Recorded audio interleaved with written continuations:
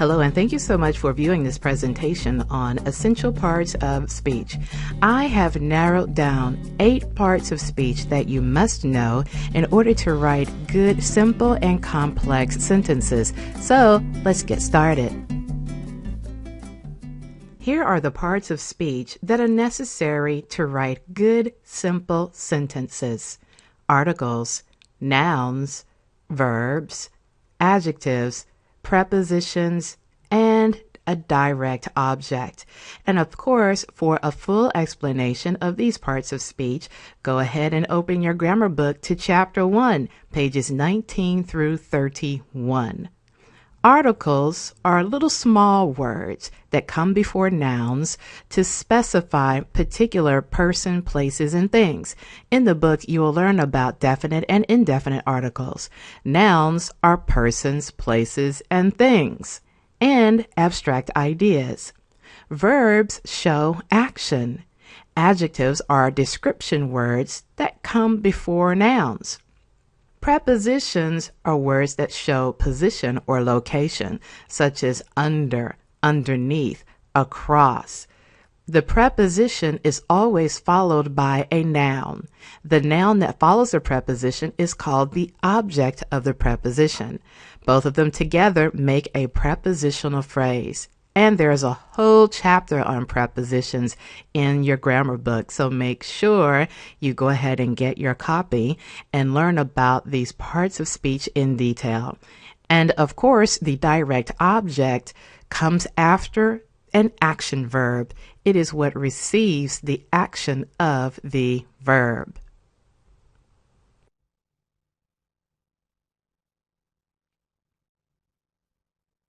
A sentence has to have a noun and a verb, or a subject and a predicate. The noun is the subject, the predicate is the verb. Tina runs. This is a very simple sentence with a subject and a verb. But you're left with questions. You need more detail. Where did she run? Why is she running? That is the purpose of adding on detail and adding on more words to sentences so that we clearly understand your meaning.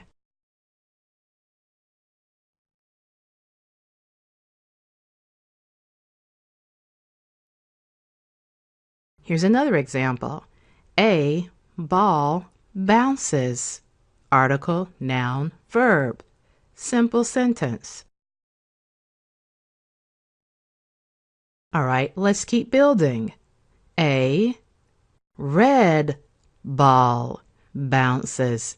Now we have an article, an adjective. The color red describes the kind of ball that is bouncing or that bounces, and bounces is the verb. A red ball bounces.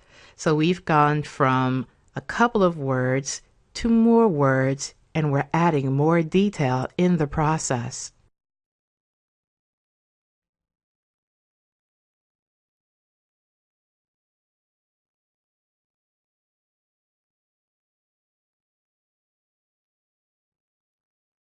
Now we are adding even more words.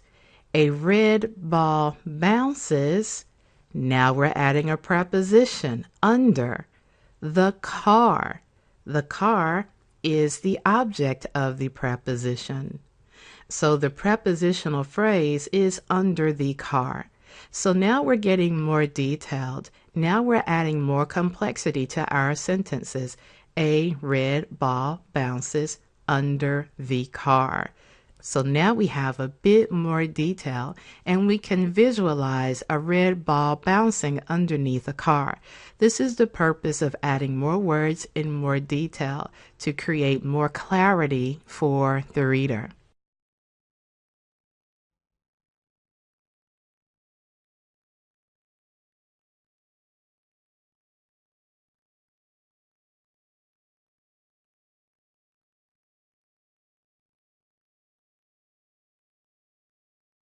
Now we have taken the basic sentence about the red ball, and we've added all 6 of the parts of speech that are necessary for writing good, complete, simple sentences.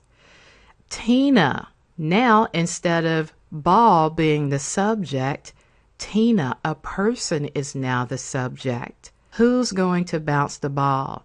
Tina is going to bounce the ball. So Tina is the noun. That is the subject. Bounces is the verb.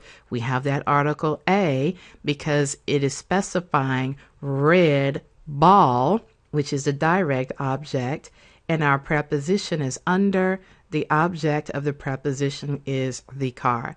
So now we have a more complete sentence. Tina bounces a red ball under the car. In this sentence, ball is the direct object of the verb bounces. What is Tina bouncing? The ball. So ball is the thing that is being bounced. That is what we mean by ball being the direct object and receiving the action of the verb. Okay, let's take it a bit further. So here's some examples of simple sentences so far. And again, you want to grab your grammar book for the differences between simple sentences and complex sentences. A ball bounces. Then we added a red ball bounces. Number 3, a red ball bounces under the car. That prepositional phrase, under the car, gives more detail about location and position. Number 4, Tina bounces a red ball under the car. So we've shown you in a progression how to start with 3 words and add on more and more detail to get a good, complete, simple sentence. Now, what parts of speech are necessary to build complex sentences?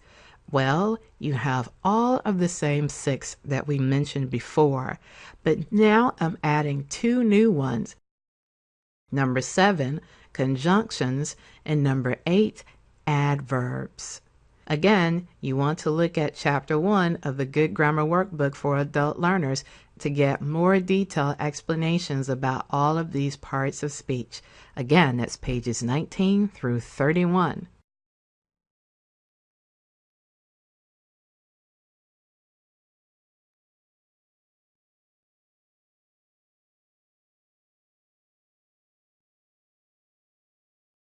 So let's take a look at creating a compound sentence.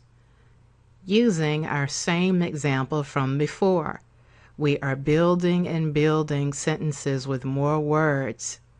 Tina bounces a red ball under the car and quickly runs away. We have added a conjunction and an adverb, and 2 adverbs. A conjunction joins 2 different parts of a sentence.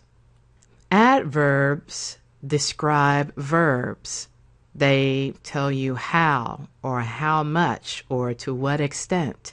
Quickly is an adverb.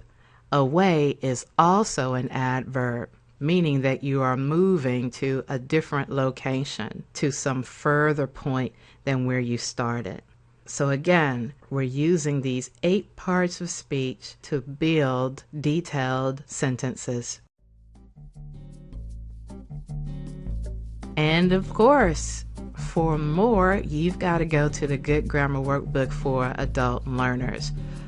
All of these parts of speech are explained in detail, coupled with exercises to really help you to remember and retain this information. Remember, good writing starts with good sentences, and good sentences use these 8 essential parts of speech. Of course, you can add on more. You can add on indirect objects and all sorts of things, but if you know these 8, then you are prepared to write some really good sentences. Go ahead and get your copy of the Good Grammar Workbook for Adult Learners at www.easyedits.net, or you can go directly to my personal website, arhampton.com. Thank you so much and happy learning.